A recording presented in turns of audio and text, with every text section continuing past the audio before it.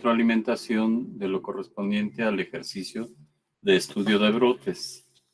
Y esto nos va a servir para ir aclarando dudas y haciendo la revisión del ejercicio para que podamos entonces reforzar las etapas para hacer el estudio de brotes y de esta manera poder complementar lo que hemos estado viendo en las clases anteriores. Entonces les voy a compartir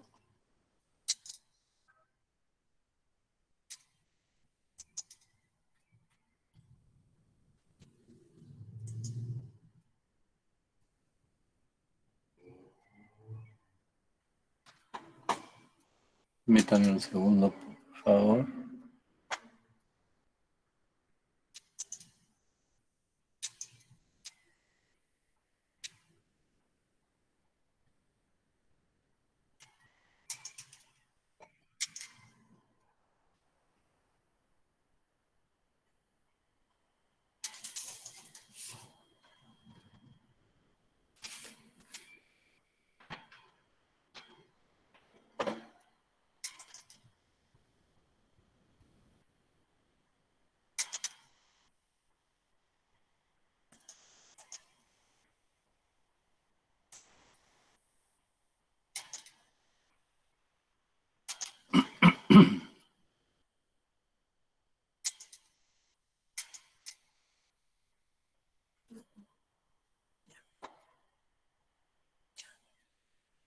Ok, lo tenemos aquí a la vista.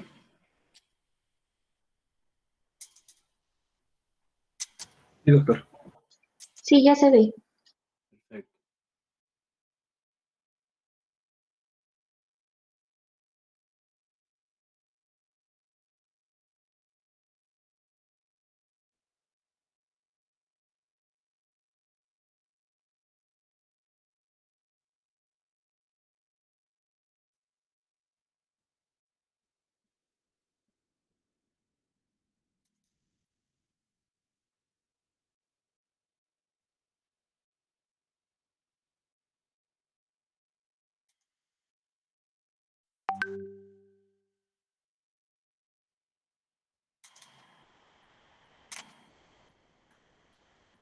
Bueno, entonces vamos a empezar.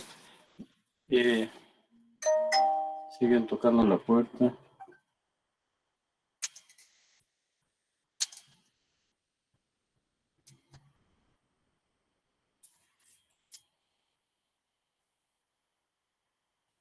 Muy bien, parece que ahora sí ya. Ok, bueno, vamos a empezar. Para poder llevar a cabo este ejercicio, hay que situarse en una condición muy particular, que piensen ustedes que están ubicados en un área específica en donde de pronto les reportan que está habiendo muchos casos de gastroenteritis en una universidad que queda dentro de su área de influencia de la unidad de salud en donde están ubicados. Y entonces al momento de ir a verificar si esto es cierto, recabamos la información que es una universidad con una matrícula de 1,164 estudiantes y que se produjo un brote de gastroenteritis porque hay 47 alumnos que solicitaron atención médica en la enfermería del instituto entre las 22:30 del 17 de enero y las 20 horas del 18 de enero. Entonces, la primera condición que tenemos que responder es la siguiente. ¿Esto corresponde a un brote? Sí, ¿Qué porque al piensan menos ustedes? los casos están emparentados. Bueno, puede haber una fuente común. Es decir, que los casos reúnen la condición de nuestra definición de brote, que es 2 o más casos que tienen asociación epidemiológica en tiempo, lugar y persona. En tiempo estamos viendo que es de las 22 horas del 17 de enero a las 20 horas del 18 de enero. Lugar es el centro universitario y persona es la matrícula de estudiantes de esa universidad. Entonces sí reúne los criterios para considerar que tenemos un brote de gastroenteritis en ese centro universitario. Después de aquí nos dice, calcule la tasa de ataque de gastroenteritis por cada 100 estudiantes. ¿Por qué tenemos que calcular la tasa de ataque?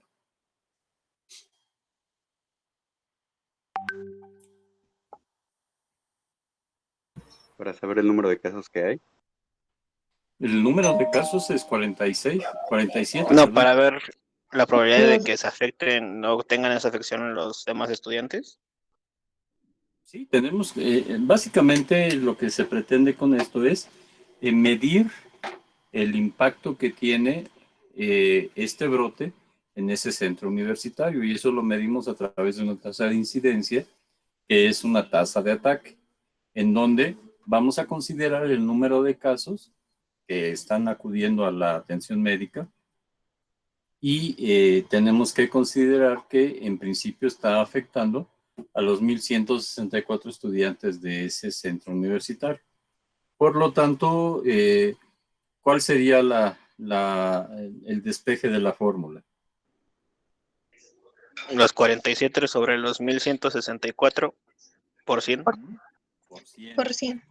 Y exactamente, porque recuerden que una tasa de ataque siempre la vamos a medir en porcentaje, porque conocemos con precisión el universo de personas que estuvieron sometidas a ese riesgo. ¿Y cuánto da? 41.013. ¿Cuánto? 4.013. 4.04% sería el redondeo, y entonces tenemos que una tasa de ataque de 4%. ¿Qué significa eso? Que 4 de cada 100 estudiantes fueron afectados. Pero les preguntaría, ¿ustedes consideran que nos debemos de quedar con esa información de que el riesgo está presente en 4% o 4 de cada 100 alumnos de ese centro universitario? No.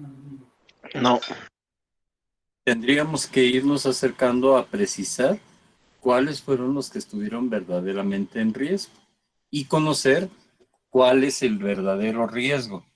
Y entonces en la siguiente pregunta nos dice que todos los estudiantes enfermos que fueron atendidos en la enfermería vivían en las residencias provistas por el centro universitario. El total de estudiantes alojados en estas residencias estudiantiles ascendía a 756. Y ahora nos piden calcular la tasa de ataque por cada 100 estudiantes de los estudiantes residentes en el centro universitario. ¿Cuánto le salió? 6.21.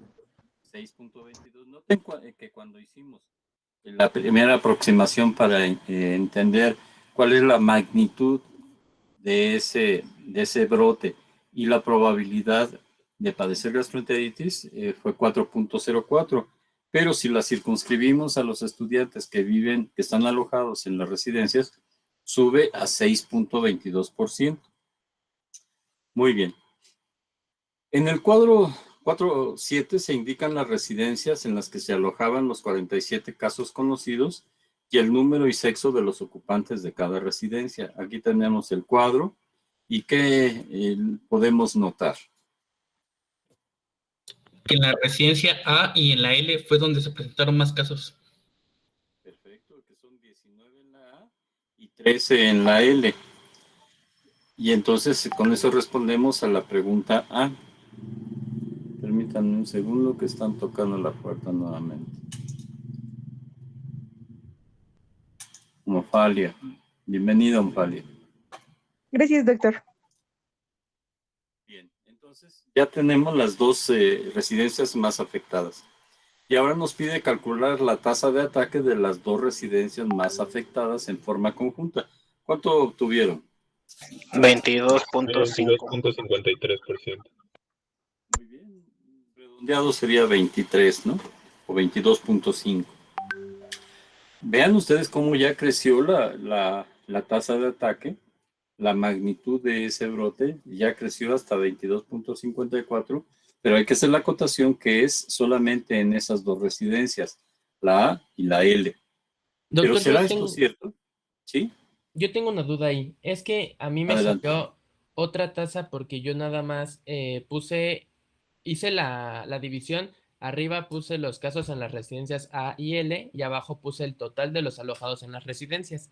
Pero entonces aquí se pone el total de los casos o el total de los que habitaban las residencias. En el numerador tenemos que anotar el total de casos en esas dos residencias, que son 19 más 13. Esto es igual a 32. Pero también tenemos que precisar el riesgo en las residencias que estaban afectadas. Y entonces tendríamos que referirnos a la columna, la tercera columna que nos dice alojados en la residencia. Y vemos que en la residencia A eran 80, en la residencia L 62.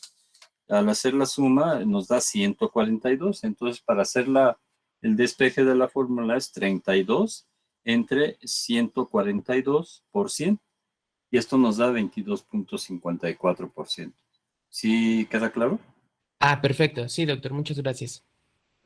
Muy bien. Bueno, luego nos dice,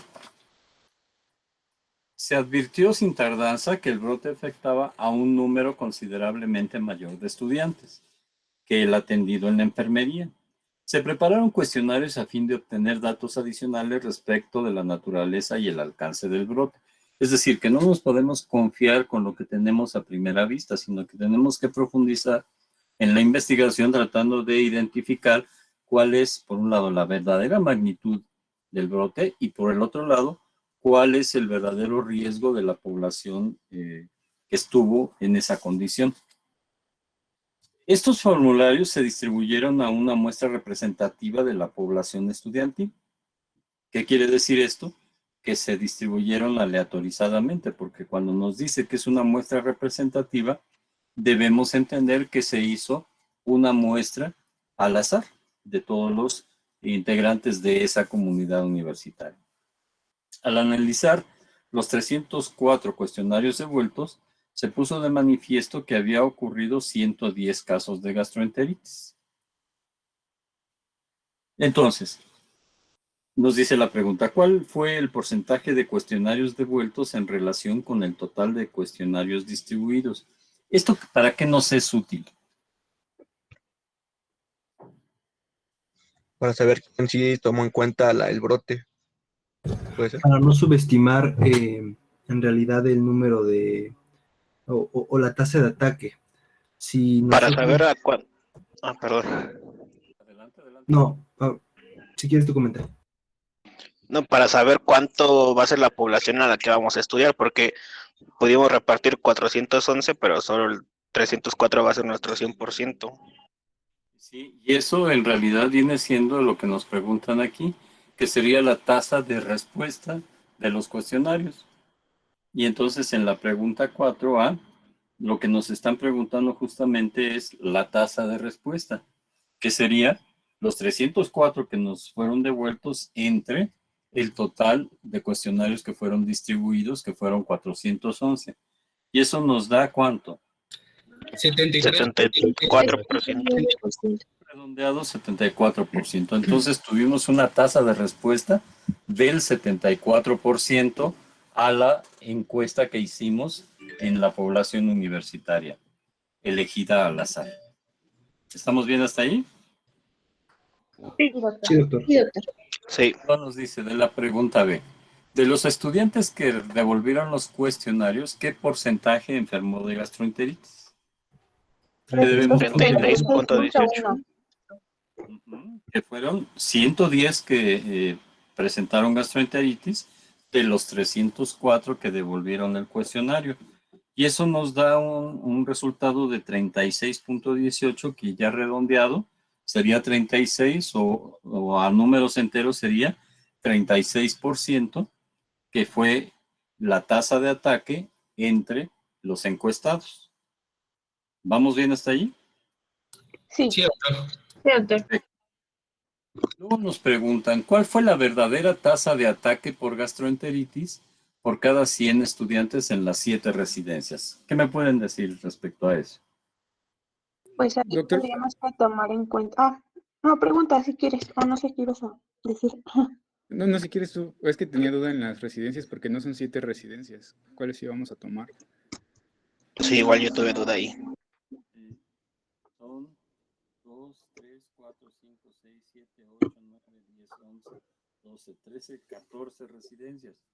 Pero hubo 1, 2, 3, Pero son 8 creo 4, afectadas. 5. ¿Perdón? No hubo casos en algunas, son 0 casos. Exactamente, fueron en las que no Esos son hubo 7. casos, fueron 1, 2, 3, 4, 5, 6, Son 9. según yo. Son 9. Entonces son 9 residencias las afectadas, ¿verdad? Y Sí, aquí nos doctor. preguntan cuál fue la verdadera tasa de gastroenteritis por cada 100 estudiantes en las 7 residencias. En realidad aquí está mal el planteamiento porque una de dos, o lo consideramos entre todas las residencias, aunque no hayan tenido casos, o debemos pensar que las que no tuvieron casos será que no estuvieron expuestas, o también podríamos considerarlo una tasa global entre todas las 15 residencias. Y ahí tenemos ya un conflicto, ¿verdad? Porque al final de cuentas, ¿qué sería lo importante a considerar aquí? ¿Las residencias afectadas? Pues las residencias afectadas, ¿no? Y en todo caso serían en las 9 residencias afectadas. Pero para ello, esto será representativo de la muestra y también del total de toda la población.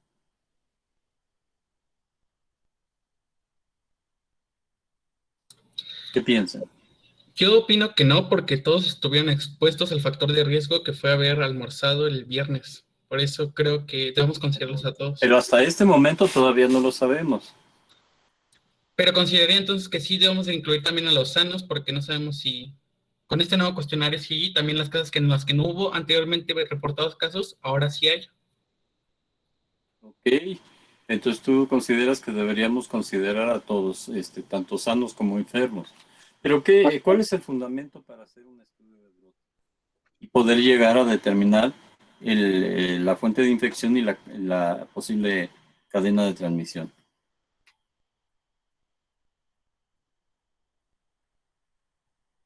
En concreto sería tratar de identificar aquel factor que esté presente en una mayor proporción en los que sí enfermaron y que esté menos presente o incluso en 0 entre los que no enfermaron.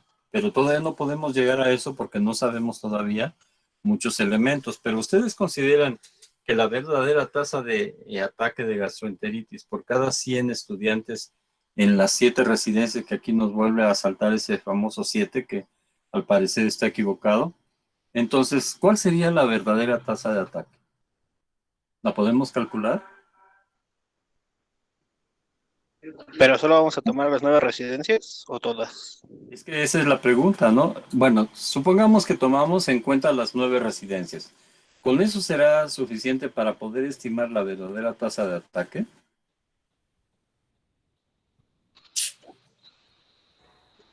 No, porque nos faltarían los casos que no, de los que no están en las residencias. Claro que sí. Solamente viven en las residencias 756 y además tuvimos una tasa de no respuesta del 74%.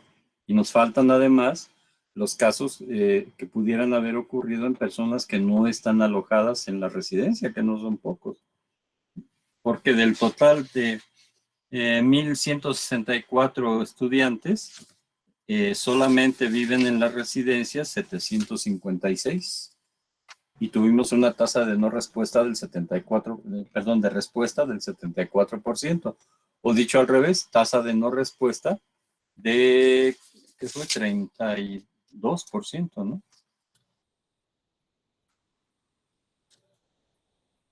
36%. ¿No es cierto? 26, ¿Sí ¿no? se comprende? ¿Sí se comprende el razonamiento? Sí, pero todos Pues sí, los estudiantes enfermos eran de la residencia, lo menciona el texto. Ajá, pero también yo podría decir a cambio que posiblemente no todos acudieron a esa enfermería, pudieron haber acudido en forma particular a otro servicio de salud, ¿no es cierto? Cierto. Sí. A lo que voy es a que no podemos precisar y tener todos los elementos a la mano, pero con lo que tenemos, que es una tasa de ataque entre los que devolvieron los cuestionarios y que además es una muestra representativa, es una tasa de ataque de 36.2. ¿Sí están de acuerdo? Sí. Esta sería la mayor aproximación a conocer la verdadera tasa de ataque, a reserva de que no tenemos toda la información de los que no viven allí en el campus universitario y también de los que no devolvieron los formularios. Pero asumiendo que es una muestra representativa, podríamos acercarnos a pensar que 36.2% es una tasa de ataque que se acerca mucho a la verdadera.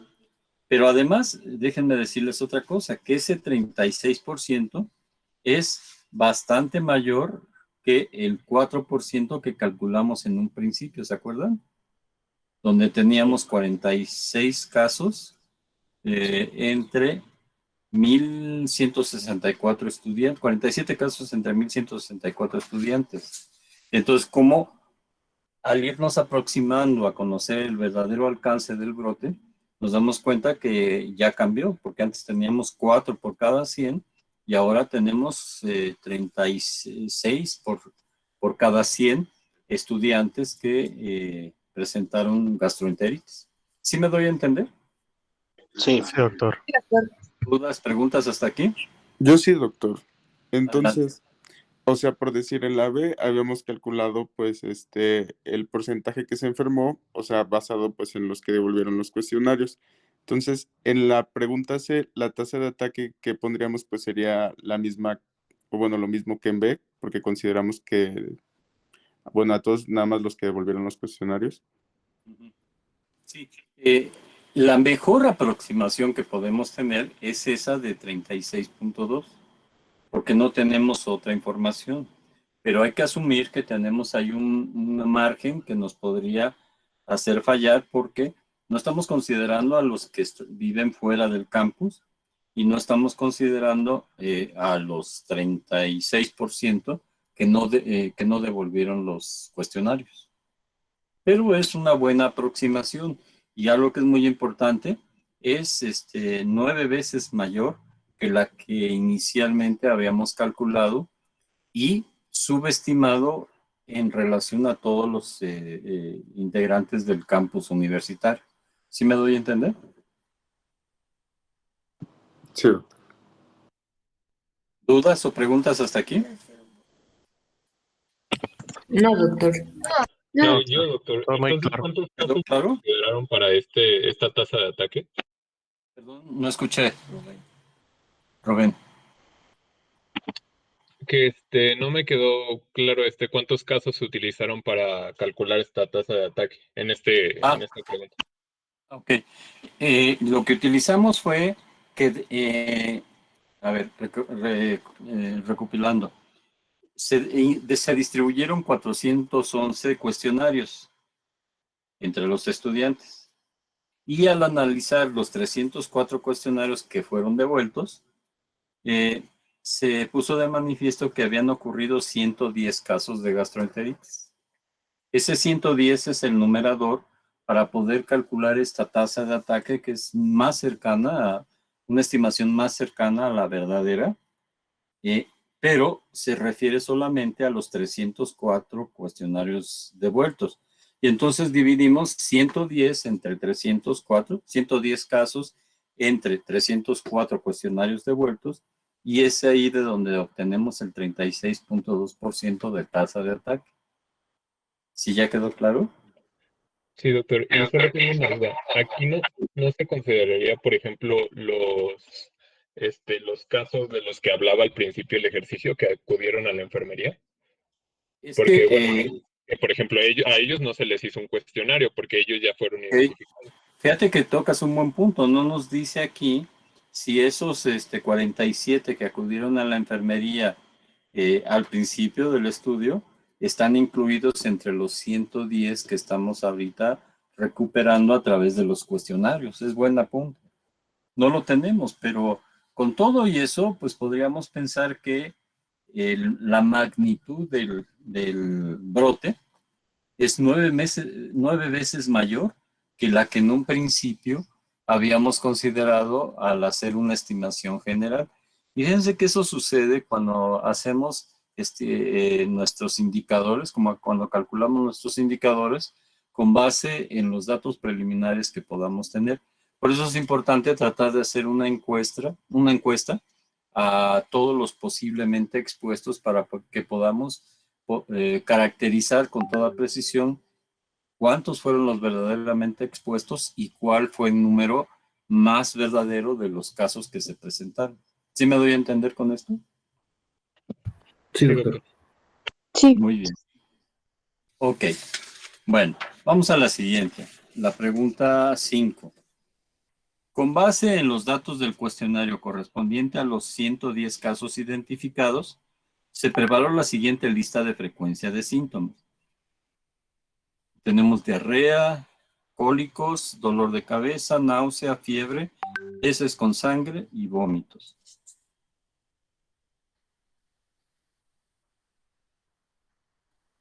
¿Sí, vamos bien hasta ahí? Sí, doctor. Sí, doctor. ¿Para qué es necesario hacer esta relación de los síntomas que presentaron los estudiantes? Caracterizar Para la enfermedad. definición de caso. Exactamente, para hacer nuestra definición operacional de caso correspondiente a este brote. Y entonces, pues tal vez nos podríamos quedar con diarrea, que es la pregunta A. ¿Cuál fue el porcentaje de casos con diarrea? 81. 81. Ok, muy bien. ¿Y con fiebre? 8.18. 8.18. Muy bien, 8.2, 8%, ¿no? Redondeando y 82%. Entonces, ¿estarían ustedes de acuerdo con nuestra definición operacional? La podríamos dejar considerando solamente estos dos síntomas que fueron los más frecuentes, que es diarrea y fiebre. ¿Estamos de acuerdo? Bueno, creo que no fueron los más frecuentes, doctor, porque creo que de los más frecuentes no sería diarrea, cólicos y dolor de cabeza, porque fiebre, pues Cierto. solo 9. Cierto, tienes razón, sí, perdóname, sí tienes toda la razón, porque fiebre apenas es el 9%, y antes que eso está cólicos y dolor de cabeza y náusea, tienes toda la razón. Entonces podríamos dejar nuestra definición operacional con diarrea y cólicos, que serían los porcentajes más parecidos, ¿no? Ya después viene dolor de cabeza y todas las demás, que están prácticamente a la mitad en cuanto a porcentajes. Tienes toda la razón, perdón. Sí. ¿Sí queda claro entonces? Sí. Sí, doctor, gracias. Entonces nuestra definición operacional de caso la podríamos dejar que todo estudiante que dentro de los días en que se realizó la encuesta y que apareció esto, hayan presentado diarrea y cólicos, van a ser nuestros casos probables a considerar como parte de este brote. ¿Sí me doy a entender? Sí, doctor. Sí, doctor. Muy bien. Nos dice el planteamiento de la número 6. El análisis de las historias de exposición a comidas específicas de los encuestados puso de manifiesto lo siguiente. ¿Por qué creen ustedes que tenemos que hacer el análisis de las historias de exposición a cada una de las comidas?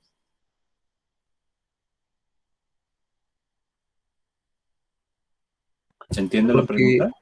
Sí, porque en realidad no toda la comida puede estar contaminada. El agente etiológico se encuentra en una comida en específico, o la exposición que genera los casos se encuentra en un momento en específico. También por el tiempo de exposición o de incubación del patógeno. Claro. Miren, ¿cuál es el razonamiento que seguimos aquí? Primero pongámonos de acuerdo. ¿Qué tipo de patología tenemos? gastroenteritis. Y entonces, reconstruyendo nuestra historia, nuestro modelo de cadena epidemiológica, ¿cuál sería la puerta de salida? Las heces. Heces. Digestiva. Y esto se corresponde con la puerta de entrada, que también sería digestiva, ¿cierto? Sí. Sí.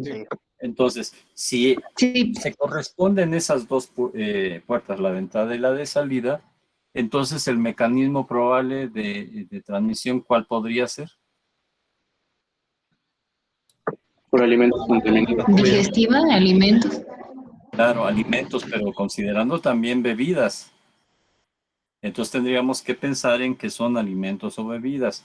Y si es entonces, siguiendo esa línea de pensamiento, si es entonces las vías de entrada y las puertas de entrada y de salida, y esto se corresponde con el mecanismo de transmisión que puede ser a través de alimentos o bebidas, entonces tendríamos que analizar qué comidas y en qué tiempos ocurrieron la ingestión de alimentos. Y eso es lo que nos presentan aquí en la página, en el cuadro 4.8. Y noten ustedes que, ¿qué tenemos? Tenemos el día, que es el jueves 16 de enero y el viernes 17 de enero.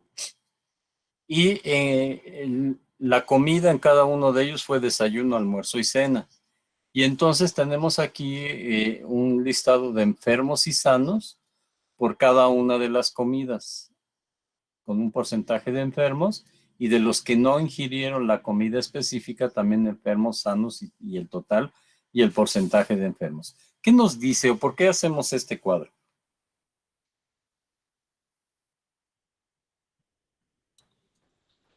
Para conocer en qué momento se tuvo pues la mayor cantidad de casos y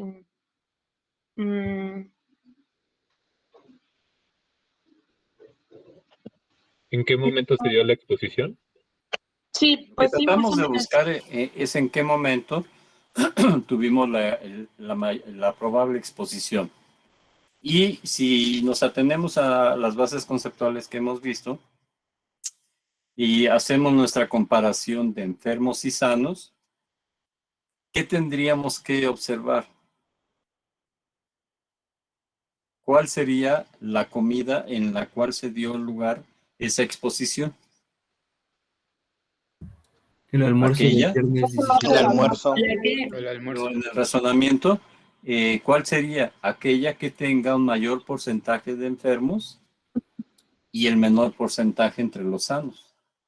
¿Sí estamos de acuerdo? Sí, doctor. ¿Eh? ¿Y entonces cuál fue? El almuerzo del El viernes viernes El almuerzo. 17 de enero. El almuerzo. Que tuvo... ¿Qué fue? 42.23. 42 algo de porcentaje, ¿verdad? Y que tuvo la menor tasa de ingestión de ese alimento entre los con un porcentaje de enfermos de 5.7. Entonces, ese alimento, esa comida es la que reúne la mayor tasa entre los enfermos y la menor tasa entre los que no la ingirieron. ¿Sí me doy a entender? Sí, doctor. Sí, doctor. Entonces, tenemos que 42.23 ingirieron y no almorzaron el 5.77. Y con esto, ¿cuál fue la fuente probable de infección? El almuerzo. El almuerzo. del El almuerzo. Perfecto, muy bien.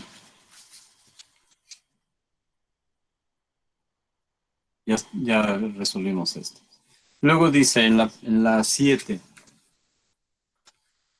Luego de haber identificado la comida durante la cual los estudiantes probablemente estuvieron expuestos a la infección y sabiendo en qué momento comenzaron a manifestar los síntomas, se pudieron calcular los periodos de incubación de los 110 estudiantes enfermos. Recordemos, son los que devolvieron la encuesta y que estaban enfermos. Con base en una lista de periodos de incubación con intervalos de 1 hora, se preparó el siguiente resumen. Y aquí tenemos los periodos de incubación en horas, que da de 8, 9, 10, 11 y 12, el número de estudiantes y el número acumulativo de estudiantes. ¿Para qué necesitamos hacer esto? Para calcular el periodo probable de exposición. El periodo de incubación, ¿verdad? Y esto nos va a dar que también a su vez, pues el momento de la exposición. Y entonces eso lo podemos hacer calculando la mediana en horas del periodo de incubación. ¿Cuál es la fórmula para calcular la mediana?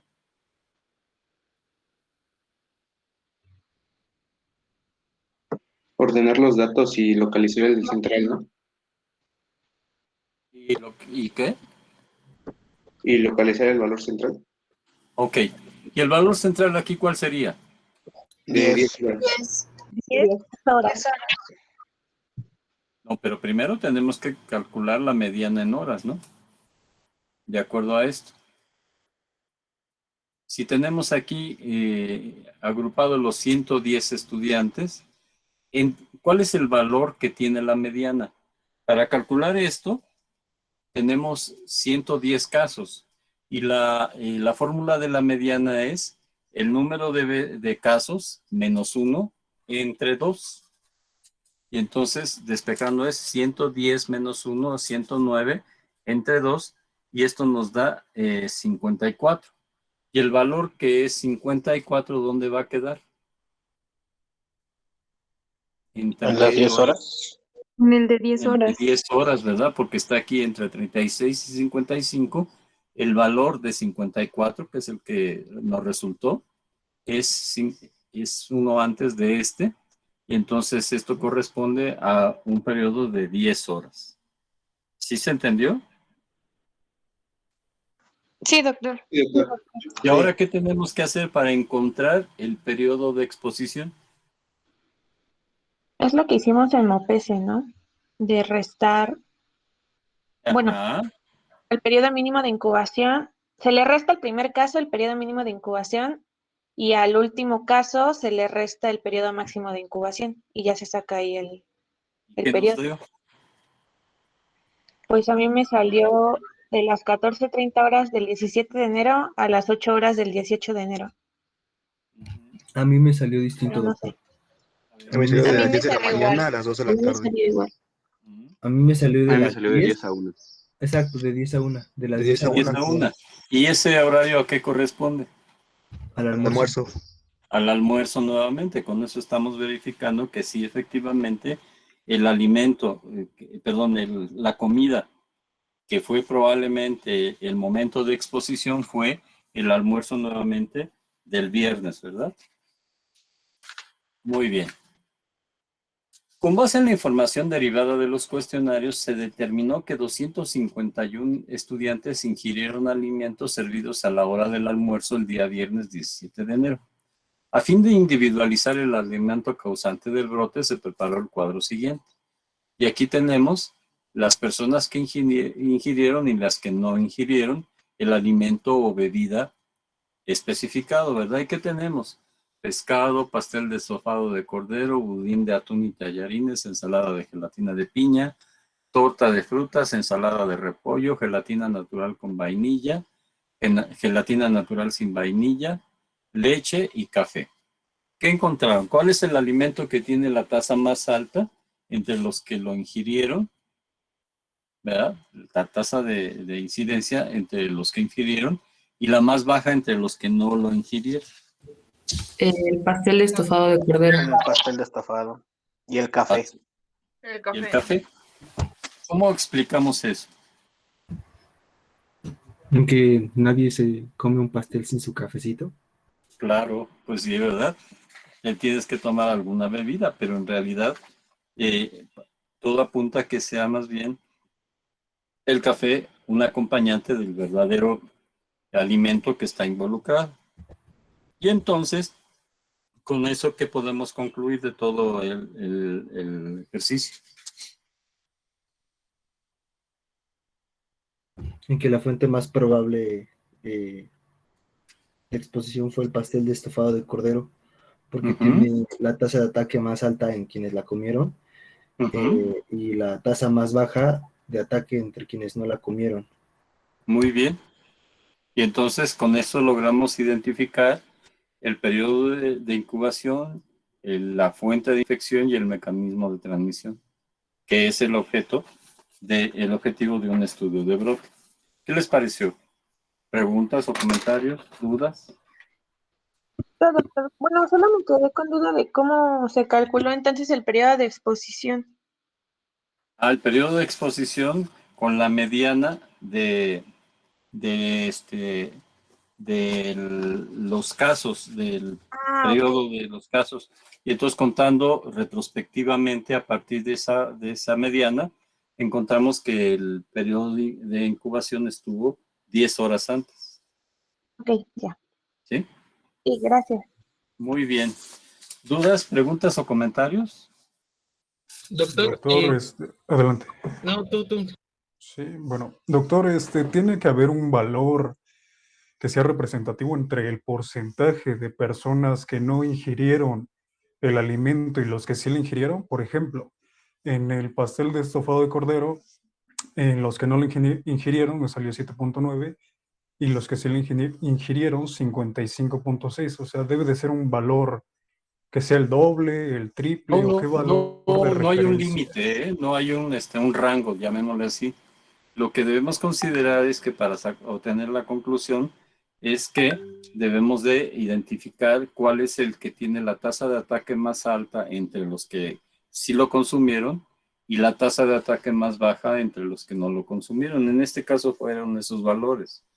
Y se nos complica un poco cuando tienen valores muy parecidos. Entonces, ahí tendríamos que hacer el análisis todavía más exhaustivo. Doctor, Sobre yo tengo... todo, sí. Perdón. Por ejemplo, a mí también, bueno, me salió que la ensalada de gelatina de piña tenía una tasa de ataque de 63.04 y también, bueno, y su tasa más baja, la ensalada de gelatina de piña era de 36.11. Ahí podría poner que esos dos alimentos podrían haber sido la causa o solamente el del pastel de estofado de cordero. Es que tendríamos que comparar los valores. Dices que gelatina de piña 63, los que comieron y los que no comieron 30 A mí y me salió tantos. 51.8 ahí, doctor. Sí, igual a mí. Yo no tengo calculado, 55. Pero, ¿y qué será más evidente? ¿Ese 60 contra 30 y tantos o el valor del estofado de cordero? No, el pastel de estofado. Exacto, Por si también está más- tenemos que orientarnos por eso, ¿no? Allí sí es una diferencia muy amplia de, ¿qué fue? 50 y tantos a 5 o algo así. 7, ajá, sí. Ok, sí, entonces es más evidente allí la incidencia, o sea, el riesgo en cuanto a ese alimento en comparación de los otros. ¿Qué lo puede explicar? Bueno, pues que también los que comieron pastel de estofado de cordero también tomaron café y también tomaron gelatina de piña. Pero el que tiene la diferencia más grande, el rango más grande entre los que comieron y los que no, es el pastel de estofado de cordero. Ok, va que va. Sí. Ok. Bueno. Bueno, miren, con esto vamos a concluir una parte de lo que es nuestra segunda unidad. Nos faltaría revisar un tema que sí me parece muy trascendente, aunque no está totalmente marcado en el programa. Creo que sí va a ser una buena oportunidad para poderlo llevar a cabo. Y este tema es que uno de los usos de la epidemiología es que vamos a poder aplicar estos conceptos en poder identificar la calidad de una publicación científica. Y esto va a ser muy trascendente, ¿por qué? Porque debemos recordar que a partir de una vez que nosotros egresamos de la escuela, vamos a tener que hacer el propósito personal de buscar información para poder tomar decisiones. Y esa búsqueda de información para tomar decisiones va a estar fundamentada, va a estar basada en que nosotros vamos a estar permanentemente consultando material bibliográfico pero dentro del gran volumen, dentro de la gran cantidad de elementos que podemos tener disponibles para búsqueda de información, nos viene un problema muy concreto que es cuál de todos ellos es el que tiene mayor calidad, porque de eso va a depender las decisiones que tomemos, ya sea para hacer un diagnóstico o para establecer un tratamiento específico en un determinado paciente. Entonces no es algo tan trivial, sino que va a ser muy importante. Y dado eso, viene entonces la necesidad de contar con una herramienta que nos permita valorar un documento científico y a partir de ello poder seleccionar aquellos que tengan el mayor valor para poder tomar decisiones médicas que van a influir en nuestros pacientes. Y entonces para ello hay una herramienta que es lo que se denomina una guía práctica para hacer la revisión crítica de los estudios epidemiológicos y que se los voy a compartir en este momento.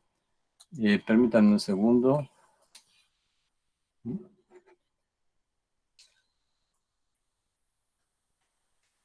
Y entonces vamos a ver nuestro... Permítanme un segundo.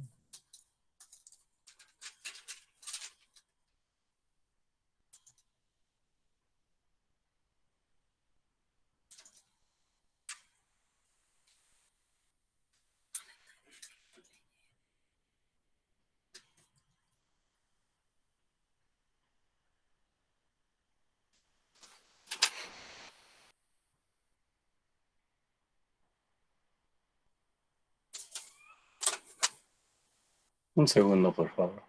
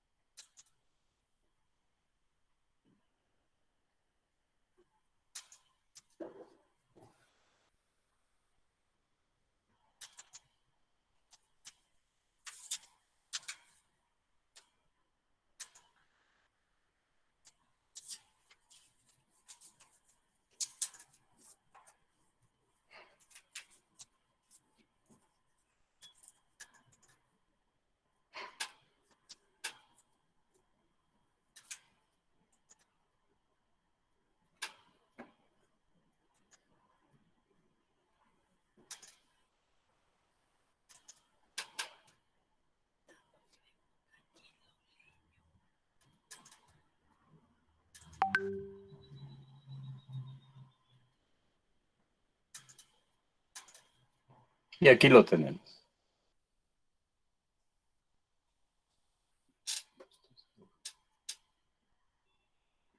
Miren, es esta. ¿Sí la tienen a la vista? Sí, doctor, sí se ve. Bueno, miren, esta es una guía que me parece muy útil para poder llevar a cabo la revisión crítica de los estudios epidemiológicos. Y entonces tiene aquí varios aspectos que van a ser muy importantes, pero donde nos vamos a centrar aquí es en esta parte. Yo les pido por favor que la ubiquen y la lean con detenimiento. Solamente me voy a circunscribir en este momento a describir un poco algunos elementos, de tal manera que ustedes puedan después aplicarla para poder llevar a cabo la revisión de un artículo. Entonces, tenemos aquí que un artículo científico, y aquí tenemos una definición, miren. Artículo científico es un informe de investigación que contiene la información relevante de conocimientos obtenidos a través de procedimientos científicos.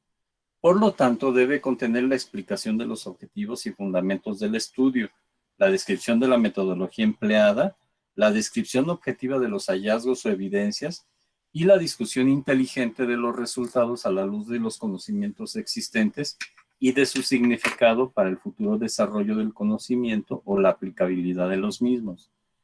Y por otra parte, revisión crítica es el procedimiento intelectual a través del cual un lector evalúa una publicación científica a fin de sopesar su valor científico y extraer el conocimiento necesario para sus fines particulares, que es de lo que les estaba mencionando anteriormente. Estos pueden ser el sustento para nuevas investigaciones, la búsqueda de evidencias con las cuales contrastar nuevos hallazgos, la búsqueda de evidencias para tomar decisiones prácticas, como pueden ser tratamientos, medidas preventivas, organización de los servicios, etcétera, o la búsqueda de nuevas hipótesis de trabajo. Entonces, esto también va a ser muy importante conocer qué estructura debe tener un artículo científico. Y vemos aquí que nos menciona que la mayoría de los artículos científicos en epidemiología, y déjenme decirles que como una extensión de la epidemiología tenemos que las publicaciones a las que por lo regular nosotros acudimos cuando buscamos algo referente a tratamientos, a investigaciones, por lo regular van a estar basados en términos generales en método científico, pero en particular en la metodología que hemos propuesto para lo que es la epidemiología. Y entonces a esto se le llama epidemiología clínica. Y entonces es por ello que los artículos científicos particularmente tienen su fundamento en las herramientas que nos proporciona la epidemiología. Y en medicina general tienen una estructura definida. Incluso muchas de las revistas biomédicas han adoptado la guía del Comité Internacional de Editores de Revistas Médicas, que ha establecido reglas definidas para su publicación de los trabajos científicos. Y aquí tienen la referencia, que esto fue consultado el 18 de junio de 2005. Ahora, la estructura a su vez coincide con ciertos requerimientos que todo lector acucioso debe conocer para juzgar un trabajo científico. Y aquí vamos a ver en este cuadro cuál es la estructura que debe tener un artículo científico. Miren, debe tener, en términos generales, ahorita vamos a ver, el título, autores e instituciones, fondos, resumen, material y métodos, metodología o simplemente métodos. José Roberto, ¿puedes apagar tu...? Disculpe. Gracias. Material y métodos, metodología o simplemente métodos. En esta parte ustedes van a encontrar muchos de los... en buena parte de las publicaciones es aquí donde van ustedes a encontrar buena parte de los principales problemas que tienen esas publicaciones. Ahorita vamos a ver un poco más. Resultados, discusión y bibliografía. Son los elementos que tiene estructurado un estudio, una publicación científica. Veamos en qué consiste cada uno de estos capítulos. Título debe ser, es el mejor resumen de un estudio.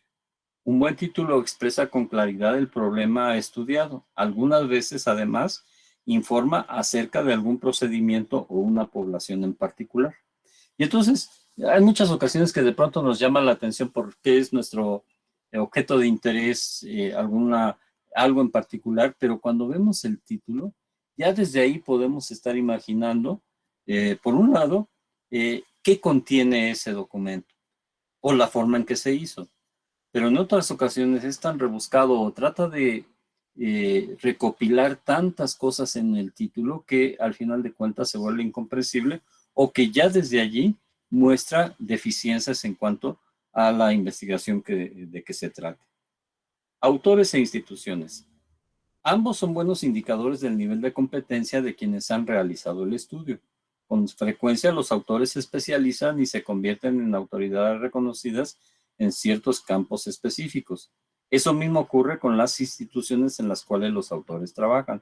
Y esto también es importante analizarlo, sobre todo cuando son ya gente de mucho prestigio, ya que tienen reconocimiento, pero a veces nos encontramos con publicaciones que están dadas por personas que no, por investigadores que no tienen tanto prestigio, pero que tampoco nos engañemos que el hecho de tener prestigio asegura que vamos a encontrar un buen documento, o lo contrario, que por el hecho de no tener prestigio careciera de algo muy interesante, muy importante. Fondos, que es el tercero. En la actualidad y por razones éticas y de reconocimiento, se señala la fuente de financiamiento del estudio motivo de la publicación. Las organizaciones académicas, estatales o privadas que proveen fondos para investigación tienen diferentes niveles de exigencia, que en cierta forma ayudan a entender el rigor con el que se hizo el estudio. Entonces hay que confiar en aquellas instituciones que tengan más reconocimiento y más prestigio y que por lo mismo tengan mayor rigor científico para realizar el estudio. Asimismo, desde el punto de vista ético, es importante considerar que la fuente de financiamiento para juzgar la posibilidad de un conflicto de interés. ¿Y a qué se refiere cuando hablamos de conflicto de interés o conflicto de intereses? Quiere decir que en determinado momento puede existir alguna forma de coerción hacia el investigador por parte de quien aporta los fondos para que los resultados de la investigación se conduzcan hacia una conclusión que es favorable a quienes están aportando el financiamiento. Entonces hay que tener mucho cuidado con ello. Pero también cuando se tienen estas fuentes de financiamiento, se espera que los autores también declaren allí que no tienen conflicto de interés o que si lo hubiera, cómo lo resolvieron. Y esto es hacer el planteamiento de su estudio y que transmitan que ellos tomaron en cuenta esta posibilidad y cómo es que dieron resultado para poderla controlar e impedir que esto influya en los resultados del estudio. Después viene el resumen, que es el abstract, ¿no? Proporciona más detalles acerca del problema estudiado, la metodología empleada, los resultados y las principales conclusiones. Si ustedes se han fijado, cuando vemos un artículo y que nos interesa, inmediatamente nos vamos al abstract o al resumen. Y en el resumen nos dan una idea general de cómo se hizo, cuál fue la metodología, qué se trata, qué problemas se estudió y las principales conclusiones.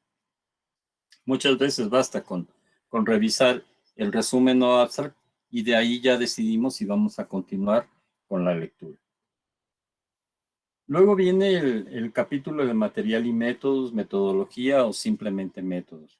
Aquí se describe el tipo de estudio y es muy importante aquí considerar la tipología de estudios que estuvimos revisando en nuestras clases pasadas. Y da información para juzgar la calidad de los datos y la calidad del estudio. En esta sección se describen en detalle, ojo con esto, y eso es lo que tienen que declarar los investigadores que están publicando. La población estudiada, las consideraciones éticas del estudio, los procedimientos de observación o de medición, el diseño del estudio, qué tipo de estudio fue, y el plan de análisis, es decir, cómo obtuvieron los resultados. Luego, los resultados. Describe los hallazgos del estudio sin comentarios ni juicios. Ojo con esto, es sin comentarios ni juicios, es decir, presentar los resultados tal y como son, claro, mediante cuadros y gráficas. Esta práctica de separar los hechos de la interpretación es propia de algunas revistas. Otras todavía admiten que ambas puedan desarrollarse juntas. En el caso de las revistas biomédicas, la tendencia es a diferenciar bien los resultados de la discusión. Es decir, que van separados estos dos capítulos, resultados y discusión. En la discusión, que es el siguiente capítulo, el autor o los autores discuten sus resultados a la luz del problema planteado, a fin de sustentar en qué medida representan adecuadas evidencias para resolverlo. Además, comparan, contrastan y discuten sus resultados y procedimientos con los de otros autores. Un aspecto valioso de este capítulo es el reconocimiento de las debilidades y fortalezas del estudio. Es honesto y es parte del rigor científico el que un autor plasme en este capítulo las limitantes que tiene su estudio, los posibles problemas que tuvo para poder desarrollar este estudio o las implicaciones que esto tiene y qué problemas podría esto conducir. Finalmente, extraen conclusiones y formulan recomendaciones para acciones futuras, tanto en el campo de la investigación como en el de las posibles aplicaciones. Bibliografía.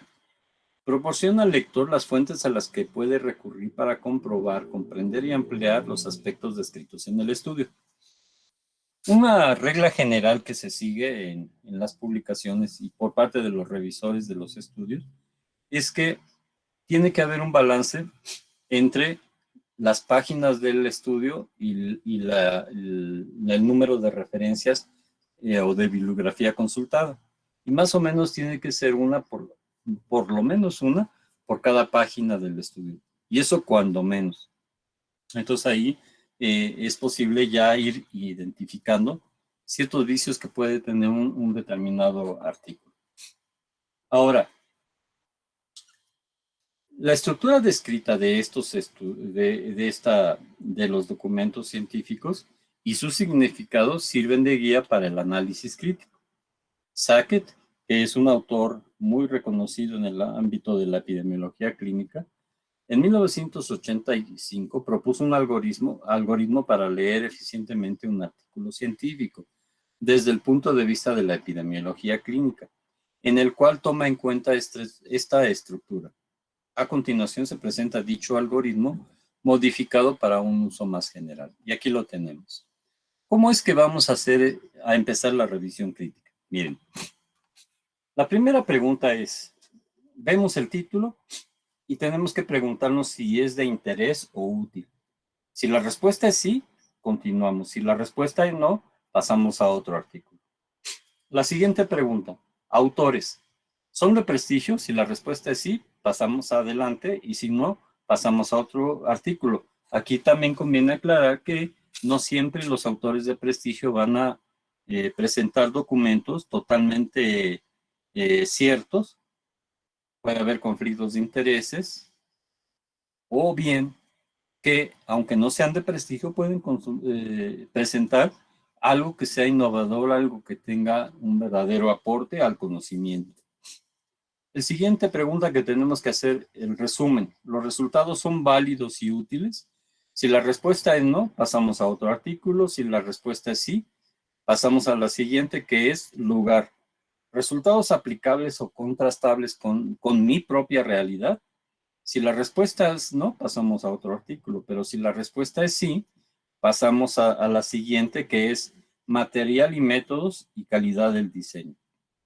Ahí es en donde vamos a hacer la aplicación de los conceptos que hemos estado viendo de los tipos de estudio, la forma de análisis, etcétera, etcétera. Y entonces con eso podemos nosotros catalogar la calidad del diseño y lo podemos calificar como no válido, pues es pasar a otro artículo. Y si es válido, entonces ya vamos a leer críticamente el resto del artículo. Es decir, que primero vamos a aplicar esta revisión, digamos, inicial, para después pasar allá a la revisión crítica del resto del artículo. Y entonces aquí viene plasmado una guía siguiendo el aspecto específico que veíamos más atrás para poder hacer el análisis crítico de un estudio. Primero, el aspecto. ¿Qué estudiaron los autores? Contenido, el problema, la pregunta que el investigador intenta responder con el estudio. Eso es lo que estudiaron. Puede ser tan sencilla como ¿cuál es la prevalencia? O compleja como ¿cuál es la causa del incremento de tuberculosis drogoresistente? ¿Qué hipótesis pusieron a prueba? Con frecuencia, los autores expresan con claridad su o sus hipótesis. Sin embargo, algunas veces queda implícita, como ocurre en el caso de los estudios de prevalencia o estudios transversales, donde el autor busca establecer dicho valor en una población en particular y al mismo tiempo describe ciertas características. La pregunta obvia es, ¿por qué estudió eso? ¿No es acaso que suponía que en esta población la prevalencia podría ser similar o diferente a otras poblaciones? ¿Y por qué describir esas características y no otras? ¿No es acaso que entre las muchas características existentes, incluyendo el tratamiento, seleccionó las que suponía más importantes? Por ello, el autor o los autores pueden sustraerse a la obligación de declarar sus hipótesis, pero no de tomarlas en cuenta al hacer el diseño y seleccionar sus instrumentos de recolección de datos. ¿Qué variables principales estudiaron? Esta es una consecuencia directa de la o las hipótesis. A falta de ellas, la tarea es más dificultosa. En la forma más sencilla de expresar una hipótesis, como la que propone que el cáncer está asociado al consumo de tabaco, es fácil identificar las variables, independiente y dependiente, pues están explícitamente expresadas en ellas. En el ejemplo sería cáncer, que es la variable dependiente, y consumo de tabaco, la independiente. Esto es sumamente importante, pues de ello va a depender el diseño, desde la forma en que se relacionan las variables hasta la forma de medirlas, observarlas. Y esto nos va a definir de qué tipo de estudio se trata, si es prospectivo o longitudinal, o es transversal, o es analítico, o es experimental. Luego, ¿cómo se midieron las variables principales? Equivale a decir cómo se definió operacionalmente las variables. En toda definición operacional se toma en cuenta la escala de medición, nominal, ordinal, intervalo o razón, los medios y criterios para asignar los valores de la escala y las condiciones de observación. Por lo tanto, al leer un artículo debemos buscar dichas definiciones o indagar acerca de estos componentes.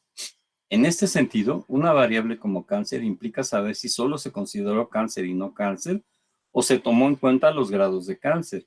También hay que conocer el criterio diagnóstico utilizado y los criterios para identificar los grados, y finalmente, quién, cómo y dónde se hizo el diagnóstico.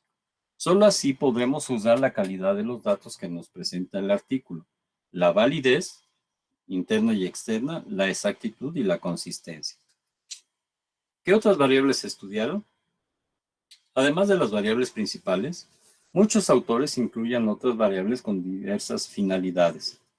Cada variable incluida debe ser adecuadamente definida, pues en caso que sea usada en el análisis debe tener los mismos atributos de calidad de las variables principales. ¿Qué finalidad tuvieron los autores al estudiar otras variables? La finalidad de incluir otras variables puede ser hacer una mejor descripción de la población estudiada, por ejemplo, las variables demográficas, explorar el efecto confusor de algunas variables, o dar consistencia a algunas observaciones. Puede haber otras finalidades originales que valdría la pena recoger como experiencia para otros estudios. ¿Quiénes fueron los sujetos de estudio? Las variables pertenecen al ambiente o al sujeto de estudio. Por sujeto de estudio entendemos a la unidad de observación a la que se refieren las características que estudiamos, que en unos casos es el individuo, pero en otros la población. Aquí es importante identificar bien de qué sujetos estamos hablando, pues de ello va a depender las posibilidades de generalización. No es lo mismo estudiar solo enfermos, solo sanos o ambos. Tampoco es lo mismo estudiar niños que adultos, empleados que desempleados. La caracterización de los sujetos de estudio es una de las tareas más delicadas de cualquier investigación, que a menudo es en sí el resultado de un proceso laborioso de investigación. Esto ocurre, por ejemplo, en estudios realizados en animales de experimentación que implican la selección de un modelo animal adecuado, al cual se llega luego de muchos intentos. ¿Cuál fue el diseño? Equivale a decir cómo se organizó a los sujetos de estudio para investigar el problema planteado. El diseño describe a los sujetos en términos de lugar, espacio, tiempo y forma de organización. En algunos casos, como en los estudios transversales poblacionales, se toma una muestra de la población en un solo momento y se respeta la propia organización de la población. La muestra, en este caso, trata de ser un reflejo de la población respetando su variabilidad.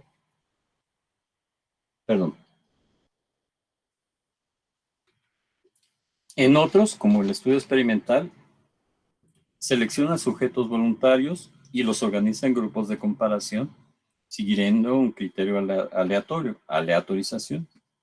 En este caso, los sujetos no reflejan a la población a la que pertenecen y más bien se organizan de una manera ideal para facilitar su comparación y poder extraer conclusiones válidas acerca del efecto de determinado factor.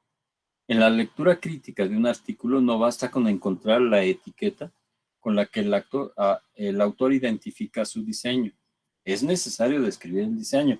Y ojo con esto, porque miren, muchas veces el autor o los autores dicen, este es un estudio de tal tipo, Pero cuando nosotros nos metemos un poco a entender cómo es que lo llevaron a cabo, en realidad no corresponde esa descripción que hacen allí con lo que verdaderamente hicieron. Y esto ya demerita la calidad del estudio.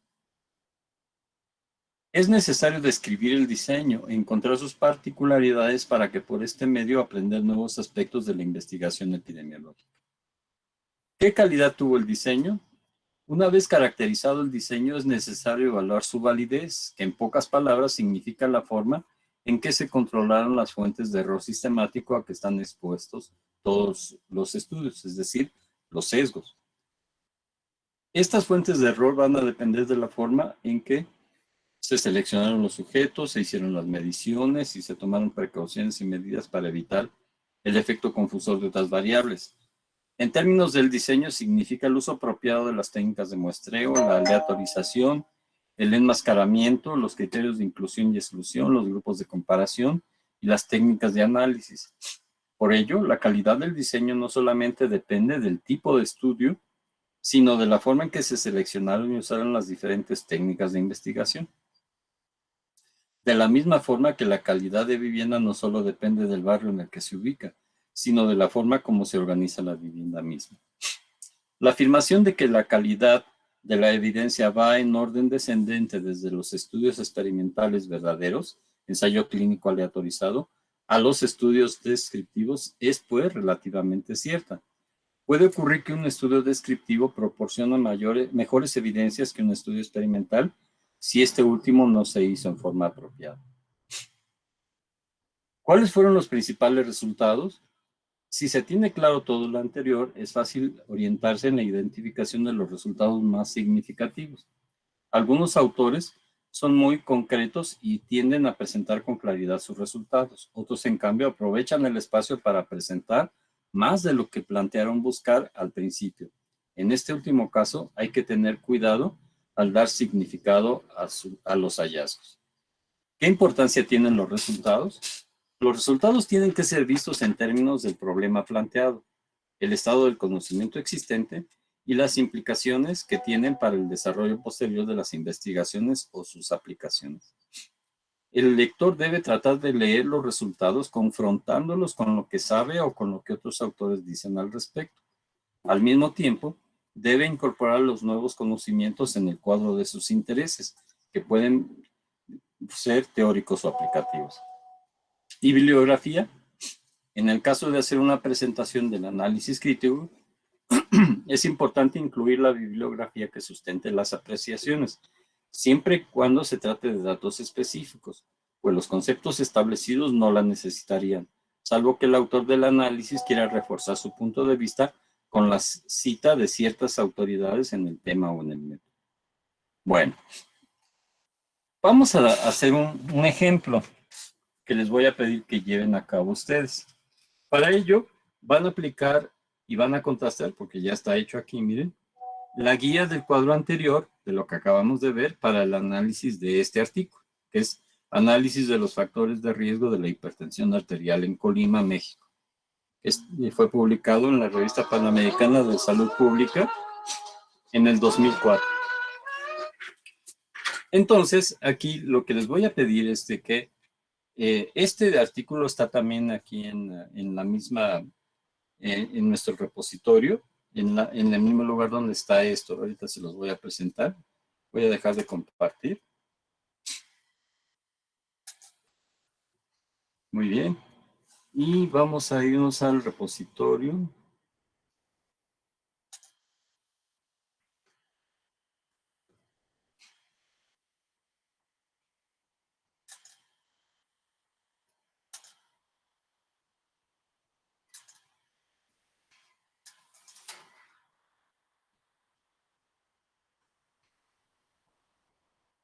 Bien, aquí está abierto, en este está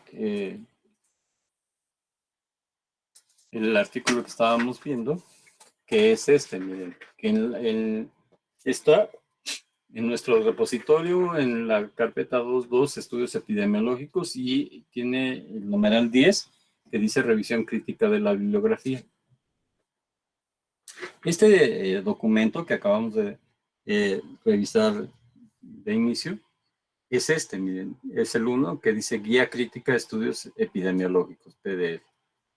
Y la lectura que van ustedes a analizar es esta: factores de riesgo de hipertensión en Colima.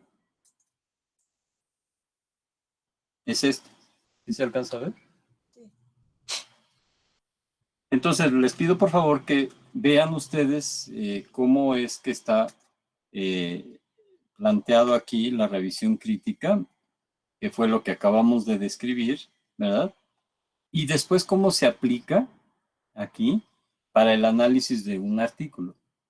Entonces les pido por favor que contrasten esta revisión que se hizo en el artículo con relación a la publicación de factores de riesgo de hipertensión en Colima. Y de esa manera que puedan ustedes ir contrastando y aprendiendo cómo es que se puede hacer la revisión crítica de un artículo específico. ¿Sí queda entendido? Sí, doctor. Sí. Nada más les voy a pedir que como evidencia de este trabajo me manden una hoja de comentario. Por favor, se lo envían a la doctora para el próximo jueves. ¿Sí se entendió? Sí, doctor. Sí, doctor. Y les voy a pedir también que dos tareas adicionales. Una que nada más es imprimirlo y leerlo, y otra que en donde sí van a tener que trabajar un poquito más.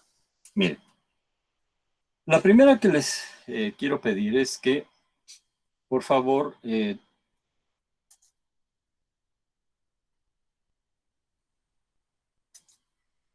lean ustedes el capítulo 9 de el libro de Álvarez Alba, que va a ser útil para nuestra siguiente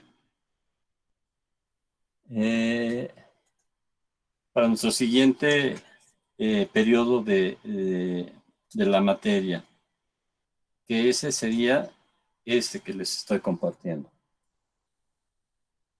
Este solamente es leerlo, ¿de acuerdo? Capítulo 9 de Álvarez Alba y Administración y Salud Pública. ¿Sí queda entendido? Sí, doctor. Sí, doctor. Sí, doctor.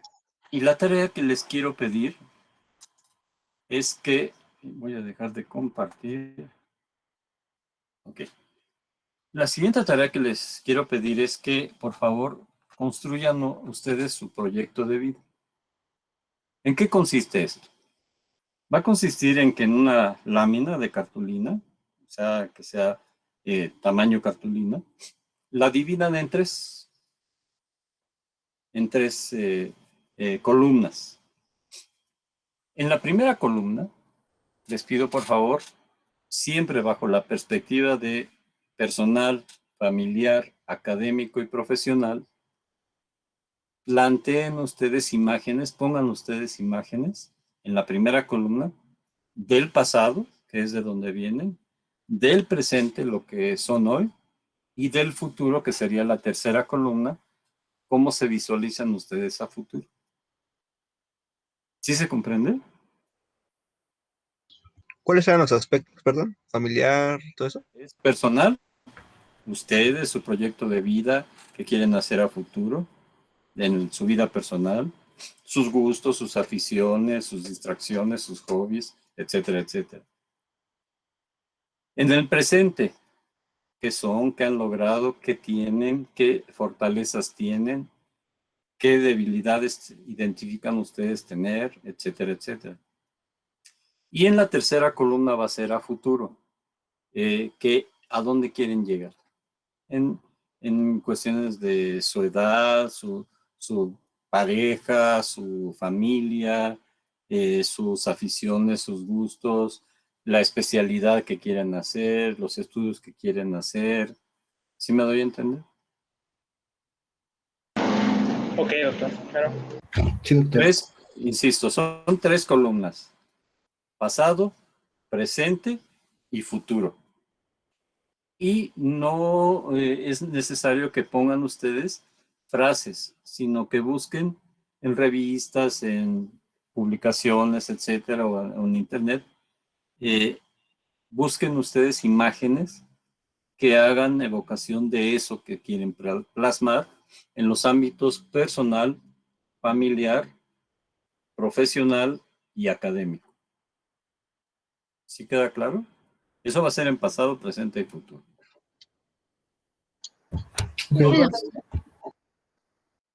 ¿Dudas o comentarios? ¿Para cuándo sería esta tarea, doctor?